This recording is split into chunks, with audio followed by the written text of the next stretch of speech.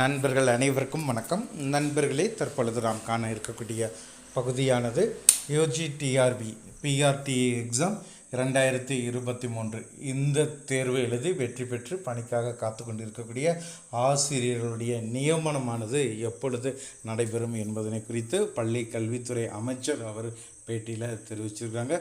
குறிப்பாக முதுகலை பட்டதாரி ஆசிரியர் பிஜி ஆசிரியர்கள் காலி பணியிடங்களுக்கு தற்காலிக ஆசிரியர்கள் இம்மாத இறுதிக்குள்ளே நியமிக்கப்பட்டு அந்த தற்காலிக ஆசிரியர்களை கொண்டு பணியானது தொடரப்படும். அப்புறம் பிஜி எக்ஸாம் கொடுத்து உங்களை ஆசிரியர்களை நிரந்தர ஆசிரியர்கள் நியமிக்கும் வரை இவர்களை கொண்டு செல்வதற்கும் யூஜிடிஆர்பி எழுதி பணிக்காக காத்து கொண்டிருக்கக்கூடிய ஆசிரியர்களுக்கும் இந்த மாதம் இறுதி ஜூலை இறுதிக்குள்ளே பணி நியமனம் வழங்கப்படும் என்ற தகவலும் அமைச்சர் அவர்கள் தெரிவிச்சிருக்காங்க.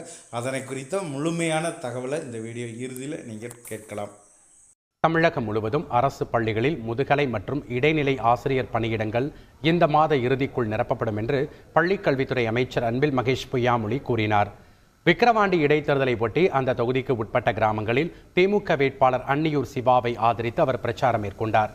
அப்போது செய்தியாளர்களை சந்தித்த அவர் தமிழகம் முழுவதும் ஆசிரியர் பணியில் சேர்வதற்கு 2222 பேர் டிஆர்பி தேர்வு எழுதி காத்து கொண்டிருக்கிறார்கள் என்றும் இந்த மாத இறுதிக்குள் காலி பணியிடங்கள் நிரப்பப்படும் என்றும் அவர் கூறினார்.